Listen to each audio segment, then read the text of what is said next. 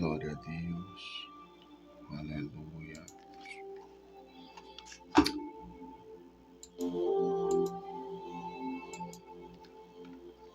A paz do Senhor Jesus para todos. Manhã de domingo. Hoje 18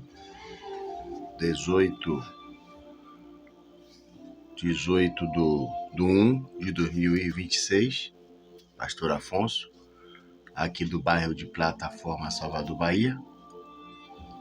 Passando aqui primeiramente para te desejar uma manhã de paz, uma manhã de livramento, que o nosso bom Deus te guarde tanto na entrada quanto na saída, que o nosso bom Deus te livre de toda sorte de malignidade, que toda má notícia que iria bater em nossas portas durante esta semana já caíram por terra em nome de Jesus.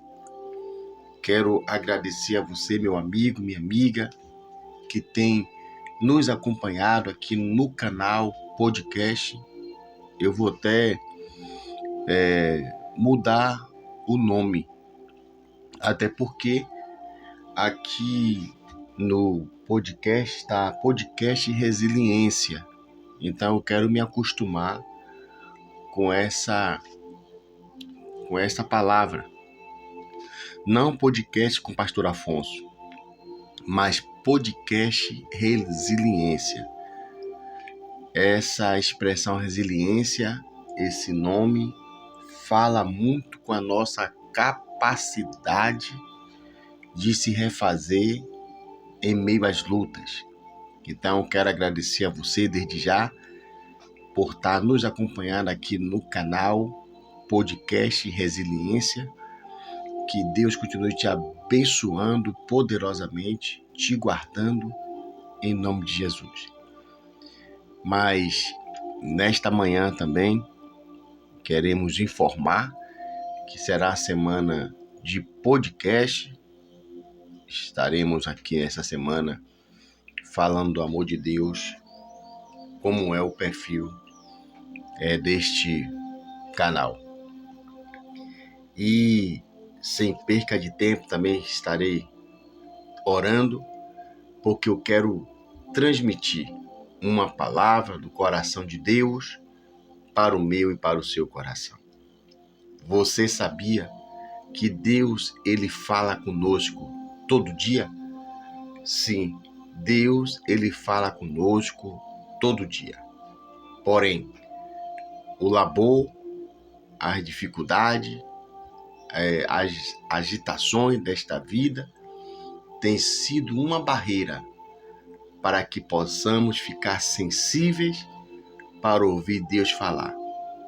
E agora não será diferente. Aquieta o seu coração, aquieta a sua alma, se liga com Deus, vamos nos ligar, porque eu quero ouvir Deus falar comigo. E Deus também vai falar com você. Oremos. Pai amado, Pai querido, Pai santo, nesta manhã de domingo, queremos entregar nas tuas mãos as nossas inquietações, preocupações, porque o Senhor tem cuidado de nós. Ó Deus, toma nas tuas mãos, Pai. Fala conosco, em nome de Jesus. Glória a Deus. Livro de Esther. Livro de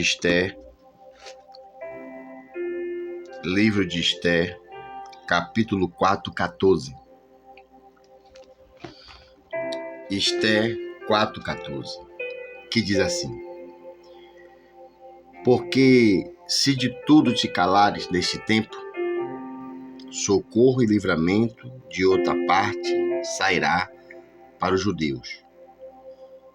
Mas tu e a sua casa e teu pai perecereis. E quem sabe se para tal tempo como este chegaste a este reino. ou quem sabe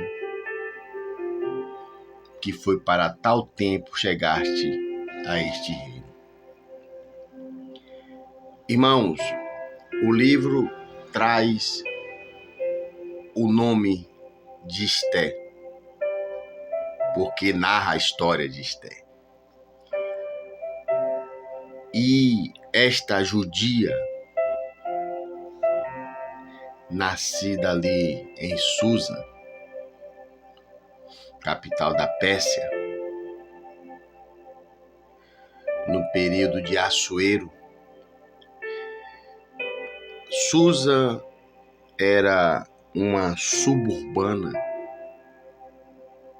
Não estou falando de uma forma preconceituosa, porém nós sofremos este preconceito. A suburbana é vista como um território, uma região de pessoas humildes, sofredoras. E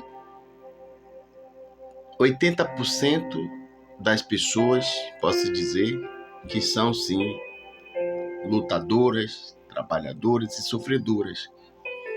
Há uma certa dificuldade realmente na região da suburbana. E Esté, ela cresceu nesta suburbana de Susa, da Pérsia,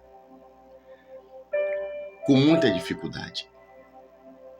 Esté perdeu os seus pais com a leva dos cativos. Quando Babilônia invadiu Jerusalém, Esté perdeu seus pais, sendo a vez criada pelo seu tio ou primo, Mardoqueu. A vida de Esté não foi uma vida fácil. Imagine, para vocês que me ouvem, uma pessoa no território de cativeiro, ainda já com histórico já de sofrimento, ainda sem os pais e a irmã. Muito triste. E é nesse tempo que acontece algo no reino de Assuero. Quando Assuero ele faz um banquete no seu reino, e depois de estar embriagado, ele convida a rainha Vasti, porque ele quer mostrar a beleza da sua rainha. Porém, Vasti está grávida de Artaxerxes II. E, segundo o costume persa, dos persas, nenhuma mulher poderia se apresentar grávida, porque era humilhante. E ela rejeita esse convite do rei, respaldada. Mas o rei, alegre do vinho, bêbado, pode-se dizer, ele toma uma decisão, segundo os conselheiros, que afaste Vasti, por causa do desrespeito, da desonra de não obedecê-lo. E é nesse interim que Esté vai entrar na história. Na verdade, ela chamava Radassa. E ali, no reino de Assuero, manda buscar em toda a circunvizinha mulheres virgens formosas, para serem escolhidas para ser colocada no lugar de Vasti, porque Vasti foi destituída do seu reino. E agora Radassa, ela vai ser tirada. O destino já tinha tirado ela dos pais, do pai e da mãe. E agora vai tirar ela de perto do seu maior vínculo, que é o seu tio, ou seja, seu primo, que a criara nesse sofrimento todo, era Mordecai. E ela é tirada dentre as mais virgens, junto com as virgens, e é colocada dentro do palácio para passar por uma seleção de escolha. O prêmio era ser rainha do rei. E nós sabemos que Esther, pela sua beleza e simplicidade, por propósito de Deus, ela é escolhida. Mas ela e o seu tio guardam um segredo, que ela não conhece ele e ele não conhece ela. Ali já era um propósito de Deus. Não se declare por enquanto que é judia, que é hebreia. Olha que coisa. Será que isso era por acaso? Não, nada é por acaso. E é nesta hora que eles guardam esse segredo. Existia um homem Amã que perseguia Mordecai, que perseguia Mardoqueu. E nesta perseguição chegou ao ponto dele convencer Amã de dizimar os hebreus, exterminar. Amã não sabia que a rainha Esther era hebreia, era judia. E quando chega esta notícia, chega com notícia muito terrível nos ouvidos dos judeus, nos ouvidos de Mordecai. É aí que ele se rasga, se senta na porta do palácio, coloca cinza sobre as suas cabeças e manda avisar Esther que um certo Mordecai se encontra na porta do templo. Aí Esther se lembra, é o meu tio, e manda levar a veste para ele, mas ele torna a devolver as vestes. E aí é que ele conta o que está acontecendo. E aí ele diz o que está acontecendo, que eles serão dizimados, que ela lembrasse que ela era judia,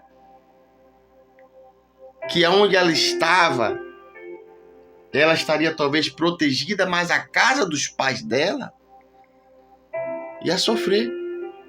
E quem sabe, Esther, foi para tal tempo que Deus te colocou aí. O que eu quero dizer para você, meu irmão, e foi muito útil a providência de Esther diante dessa situação.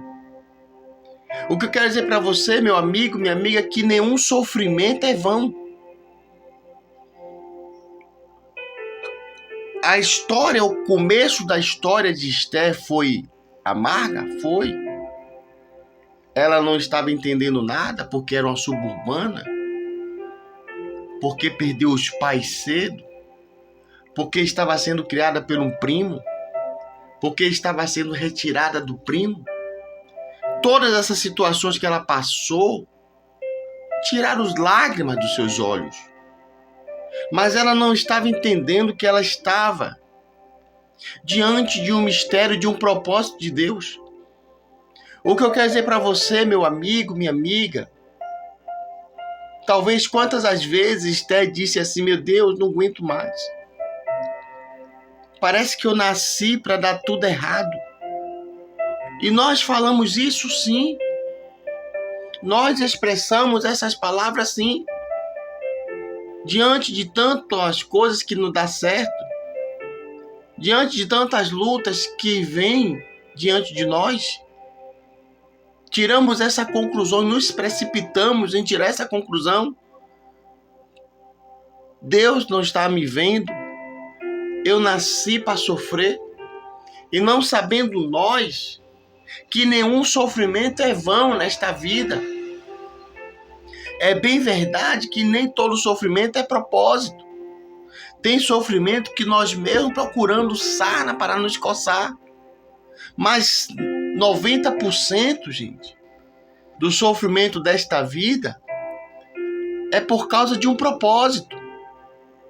Deus permitiu a história amarga de Esther, porque Ele é o Deus de ontem, Deus de hoje, Deus do futuro. Ele sabia que precisaria de alguém no reino de Assuero para livrar os hebreus. Observe que todos aqueles que Deus usa para livrar alguém sofrem. Lembra da história de José também, que passou bocados na casa do seu pai, com os seus irmãos, ao ponto de ser vendido para o Egito? Sofreu mesmo, foi carcerado, foi caluniado, mas no final foi para salvar os hebreus? Por que não falar do próprio Cristo? Qual foi o mal que Cristo fez? Olhando para a história humana do nosso Senhor Jesus Cristo, não teve nem o privilégio de nascer num hospital. Nasceu na casa de um simples carpinteiro. Cresceu como um simples nazireu, galileu, para salvar a humanidade. Você acha que esse sofrimento todo da sua vida é vão? Você não sabe que aquilo que nós sofremos hoje pode servir de experiência para consolar alguém amanhã? Você não sabe que as experiências amargas desta vida nos torna professores para os outros? Nos torna mestre em aconselhamentos? Eu sei que no momento ficamos confusos, ainda mais você conhecendo o seu ser.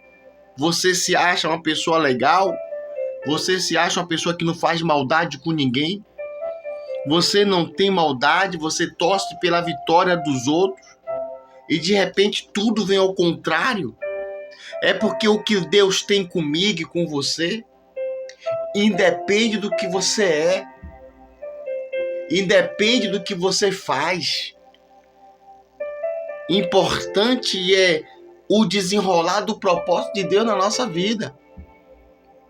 Tem pessoas que passam um bocado no casamento, na vida conjugal, porque luta na vida conjugal, adversidades, não ensina. Não é uma matéria que você aprende na escola secular. Para que Deus quer te usar para um casal futuramente, Ele vai permitir você passar por alguns vendavais no casamento. Ele vai permitir que você passe por algumas tribulações na amizade, na saúde. Tem pessoas até que vai na UTI, e hoje são pessoas que, pela sua experiência, pois eu tive lá, não temas, o Senhor me visitou no leito, o Senhor mandou seus anjos naquele leito onde eu estava. Porque o que mais do que eu está dizendo aqui, quem sabe, Esther? Lembra, Esther, quando nós nos separamos, que tiraram você de mim, que choramos na despedida? A primeira noite de Esther no palácio foi terrível. A primeira noite de Mardoqueu sem Esther foi terrível. Os muros impediam de um saber como é que o outro estava. Não havia WhatsApp, não havia telefone. Foi uma noite amarga. Mas essa noite amarga tinha um propósito. Aquele momento amargo tinha um propósito. E se Deus quer nos usar para tal propósito, Deus não está nem aí. Eu falei para o irmão uma vez isso, ele ficou um pouco confuso. Deus não está nem aí para o nosso sofrimento. O que importa é que Ele nos use para tal propósito, porque nenhum sofrimento é vão. Há um galardão para todo aquele que sofre nesta vida. há um galardão.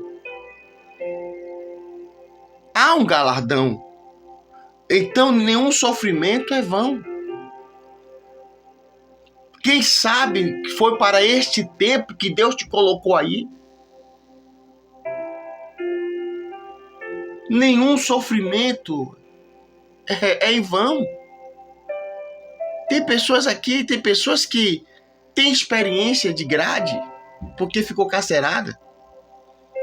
Eu fiquei, quando eu servi o exército com 18 anos, eu faltei ao serviço por negligência, imprudência, não tinha a mente que eu tinha hoje, que eu tenho hoje. Fiquei detido 10 dias. Se alguém quiser que eu explique o que é 10 dias sem ver a família, eu tenho essa experiência porque a vida me levou àquele momento árduo. Talvez para aconselhar alguém que a liberdade não tem preço. O que você está passando, meu amigo, minha amiga, é porque Deus quer te usar para alguém amanhã. Tá doendo? Tá. É duro você ver a sua despensa vazia, com seus filhos necessitando de um biscoito para merendar? É duro essa tribulação na sua casa? O que aconteceu ontem? O que aconteceu a semana passada na sua casa? Nada é em vão. Nada é em vão. Vai chegar o momento certo que alguém vai dizer assim: fala em você, rapaz. Você passou por isso. É por isso que eu amo visita no lar. Porque ali nós não ficamos dependendo de... Porque tem pessoas que dizem assim: pastor, eu não sei pregar. Pastor, eu não sei nem interpretar um texto direito. Você sabia que a sua experiência de vida, a sua experiência de luta, pode reatar um casamento? Se caso você passou por luta no casamento. Se você passou por momentos terríveis na amizade, você é uma pessoa certa para aconselhar. Nada em vão. Então, meu amigo, minha amiga, vamos aceitar o propósito de Deus. Vamos tentar entender. Lembra que Jesus falou no Getsêmani, quando ele estava orando ali angustiado, chegou ao ponto dele dizer assim: Pai, passa de mim este cálice. Deus não vai passar o cálice se ele tiver um propósito. Se ele tiver um propósito, Deus não vai passar o cálice. Mas ele vai enviar um anjo para nos confortar. E quando o anjo nos conforta, a expressão é: não seja feita a minha vontade, mas a tua vontade. Então, minha amiga, meu amigo que me ouve nesta manhã, não se desespere. Não se desespere. Não se desespere. Tudo isso que você, que a senhora, que você, meu irmão, minha amiga, meu amigo, está passando, tem um propósito. O que você está vivendo hoje tem um propósito para o amanhã. Que Deus abençoe com esta palavra. Continue orando pela minha vida. Continue orando por esse ministério. Você sabia que eu sou carente de oração? Ore por mim. Irmãos, eu quero já agradecer esse momento a Deus e também quero fortalecer. Estamos às portas de marcarmos a data de uma mobilização aqui no bairro de Plataforma, Salvador, Bahia. Nós somos moradores da suburbana, mais conhecido como Avenida Afrânio Peixoto. Estamos marcando uma grande mobilização, tudo com ordem e decência, para reativação do nosso 19º posto de saúde de Plataforma, que há mais de 5 anos, há mais de 10 anos, se encontra fechado. Passou por uma grande reforma, está todo reformado, simplesmente para guardar documentação da maternidade de Cotos. Inadmissível. Um posto de saúde que um dia fazia atendimento de emergência, fazia exame, tinha médico clínicos, pediatra, dentista, exame de laboratório, e hoje nem UPA é. Estaremos marcando a data por esses dias ainda, e nós contamos, o canal Podcast Resiliência conta com a sua presença. Moradores de plataforma, vamos esquecer quem está convocando, vamos esquecer toda essa vaidade, porque é um bolo que todos comerá um pedaço. É um bolo que todos vai servir a todos. Que Deus abençoe hoje e para todo sempre. Fica com Deus.